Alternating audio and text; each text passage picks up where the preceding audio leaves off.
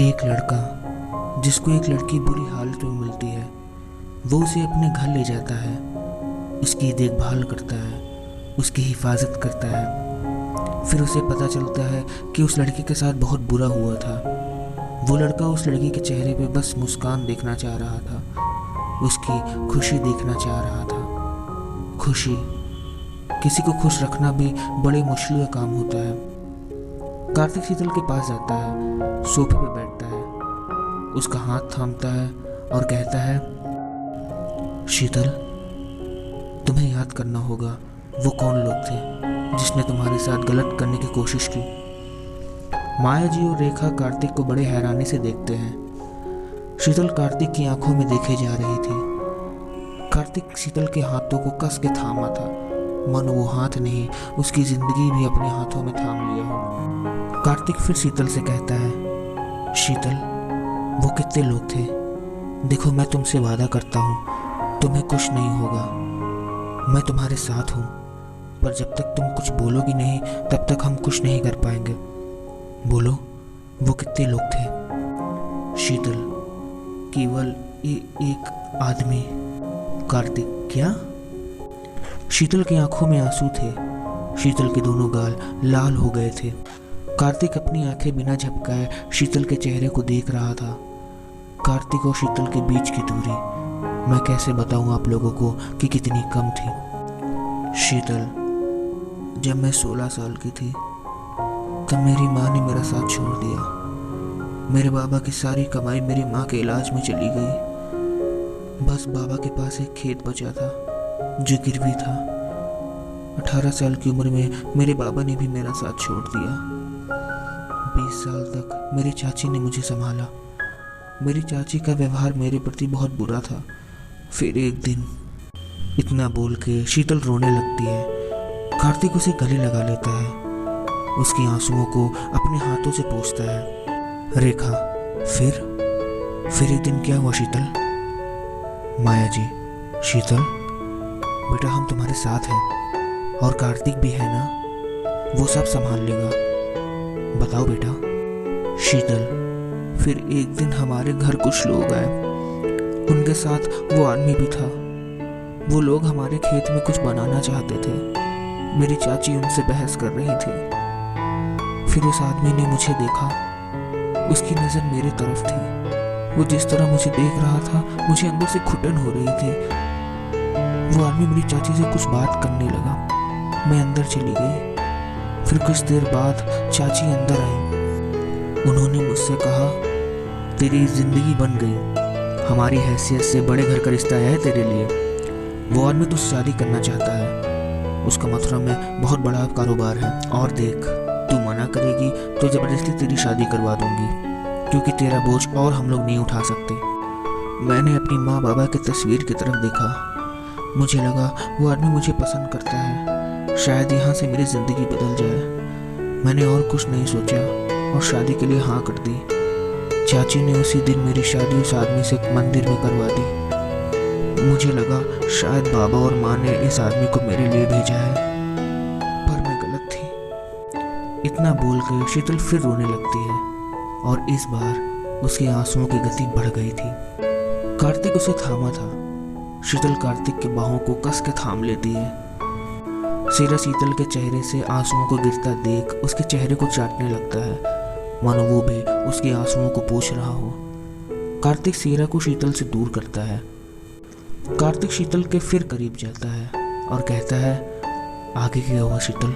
माया जी शीतल के लिए पानी लेके आती है और कहती हैं, रुक जाओ कार्तिक, पहले उसे पानी पीने दो। कार्तिक माया जी के हाथों से पानी के गिलास लेके शीतल को दे देता है। शीतल पानी पीने लगती है। शीतल, वो आदमी मुझे यहाँ मथुरा ले आया, मैं खुश थी। वो मुझे एक इमारत ले गया, इमारत या होटल मुझे नहीं पता, पर उसने कहा आज से यही मेरा घर है। वो कमरा बहुत बड़ा था। मैं कमरे में गई, वो भी आया।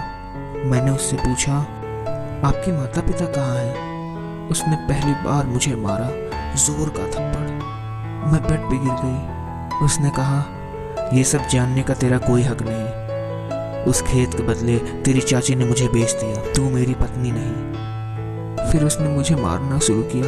वो आदमी पागल लग रहा था। सुबह से लेकर शाम तक बाहर रहता और रात में नशे में आता और मुझे बहुत मारता और मेरे साथ गलत। इतना बोल के शीतल रोने लगती है। ये सब सुन के कार्तिक सोफे से उठ जाता है। उसकी आंखें लाल थी, मुट्ठी बंधी हुई थी। माया जी शीतल के पास जाती हैं, उसे संभालती हैं। शीतल, उस आदमी ने मुझे 3 हफ्तों तक खाना नहीं दिया। कभी कभी तो वो बेल्ट से भी मारता था और सिगरेट मेरे शरीर पर छुआता था। फिर एक दिन उस आदमी के साथ कुछ लोग आए। वो लोग नशे में थे। उस आदमी ने पहले तो मुझे मारा, फिर उन लोगों के साथ मुझे भेज दिया।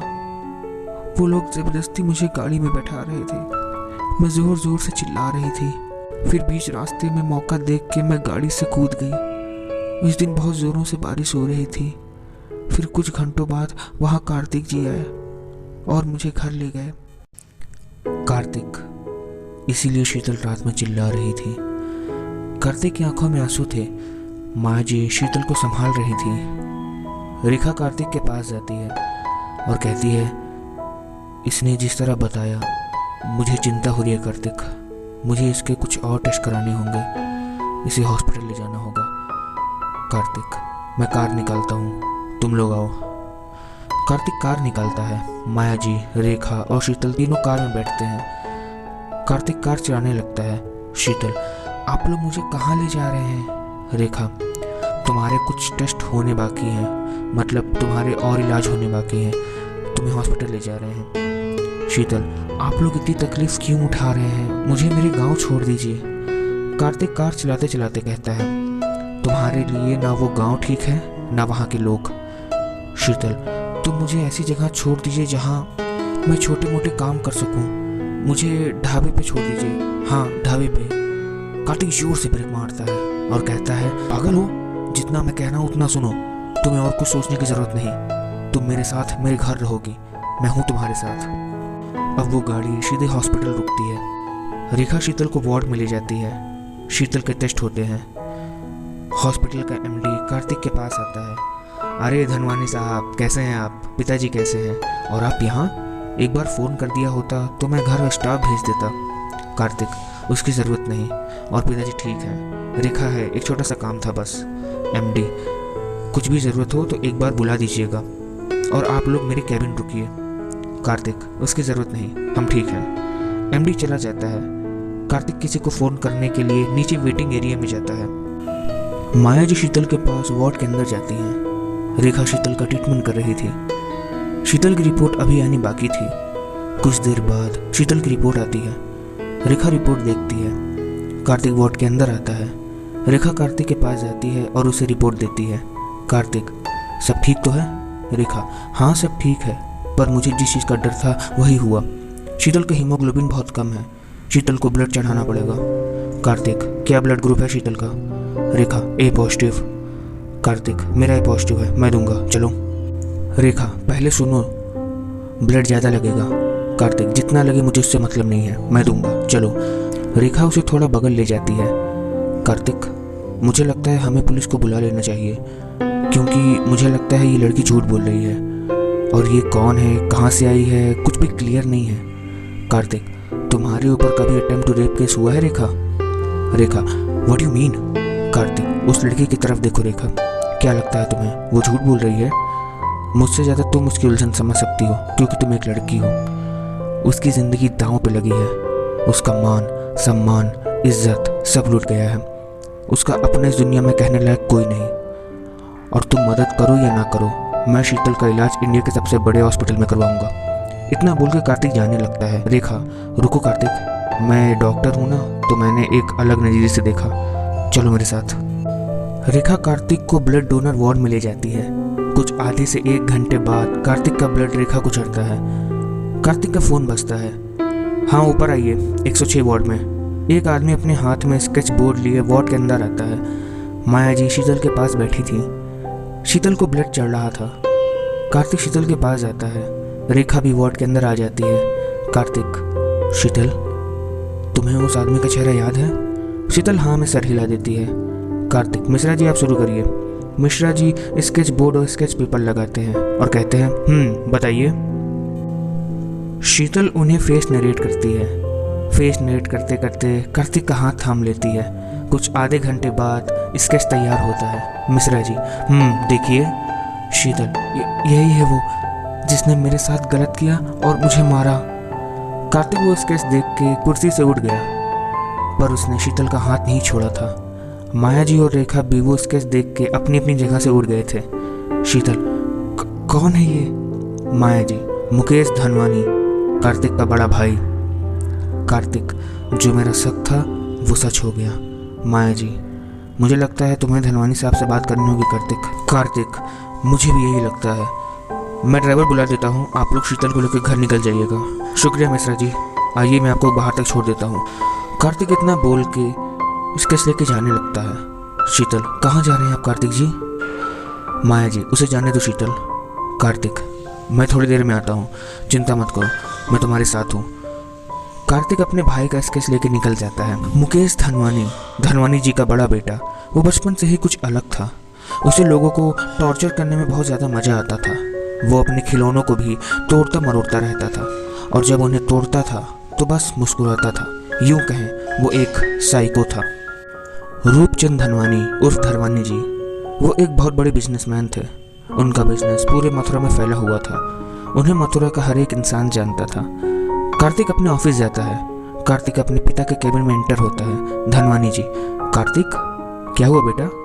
कार्तिक धम से स्केच को टेबल पर रखता है। धनवानी जी, मुकेश का स्केच? क्या बात है बेटा, don't waste your time and coming to the point.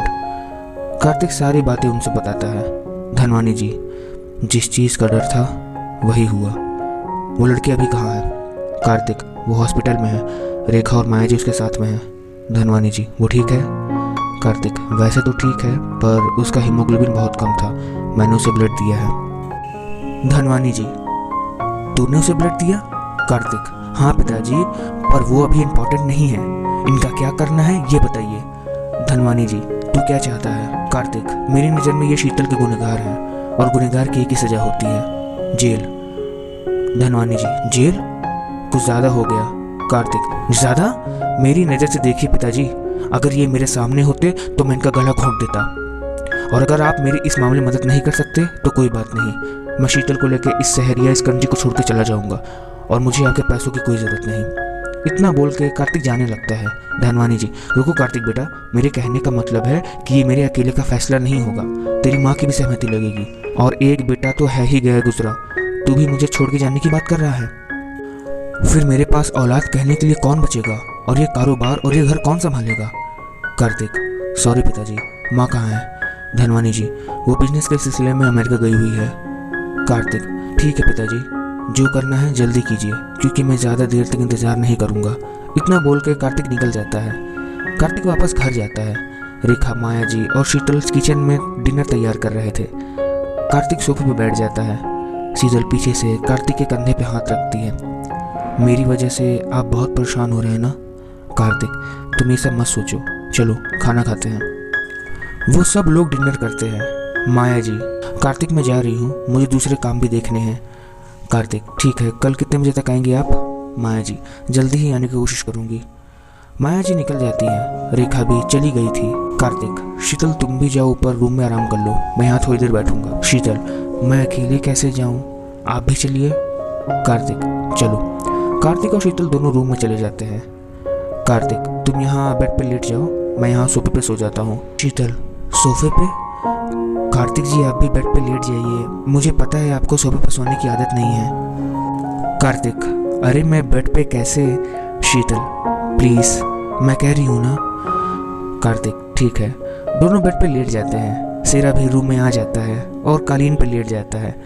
मैंने आपको शुरू में ही बताया था कि जिस व्यक्ति के मन में अहंकार, ईर्ष्या, द्वेष पूरी तरह घर कर गया हो, उस व्यक्ति का पतन निश्चित होता है। सुबह हो जाती है। ये मथुरा की सुबह कुछ अलग थी। पंछी चहचहा रहे थे, सब ठीक था। तभी रेखा रूम के अंदर आती है। गोबर, उठ उठ, टीवी खोल गोबर। कार्तिक नींद में बोलता है, क्या हुआ? रेखा, टीवी खोल गोबर। शीतल, कार्तिक जी उठिए, कार्तिक चौंक के उठता है। क्या हुआ शीतल, सब ठीक है ना? रेखा, गोबर टीवी खोल। कार्तिक, तेरी शादी की न्यूज आ रही है क्या टीवी पे? रेखा, अरे खोलेगा। तीनों हॉल में जाते हैं। रेखा, न्यूज चैनल लगा। कार्तिक न्यूज चैनल खोलता है। न्यूज चैनल पर न्यूज आ रही थी कि मुकेश धनवानी को पुलिस ने अरेस्ट कर लिया है क्योंकि उसने एक लड़की को मोलेस्ट किया था और उसे मारने की कोशिश की थी। शीतल ये न्यूज देख के रोने लगती है। कार्तिक, ये सब क्या है? हमने तो पुलिस को नहीं बुलाया था ना? रेखा, मुझे क्या पता। कार्तिक का फोन बजता है। क्यों बेटा, हैप्पी बर्थडे, कैसा लगा सरप्राइज? कार्तिक, पिताजी ये सब क्या है? धनवानी जी, बेटा तूने जिंदगी में मुझसे कुछ नहीं मांगा और कल तूने पहली बार मुझसे कुछ बोला तो मैं कैसे तेरी बात नहीं मानता। कार्तिक, पर पिताजी माँ। धनवानी जी, उसकी चिंता मत कर, मैंने उससे सारी बातें कर ली हैं। और रेखा है ना, उसी ने शीतल का वीडियो बनाया और सारे सबूत मुझे ला के दिए। कार्तिक, और भैया? धनवानी जी, वो कुछ सालों तक तो जेल में रहेगा, फिर उसका इलाज होगा।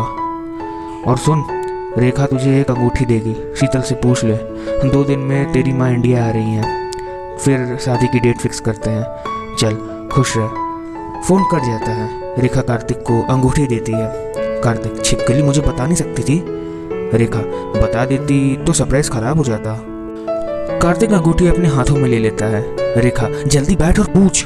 कार्तिक अपने हाथों में अंगूठी लेके घुटने पे बैठ जाता है। शीतल, ये क्या कर रहे हैं कार्तिक जी?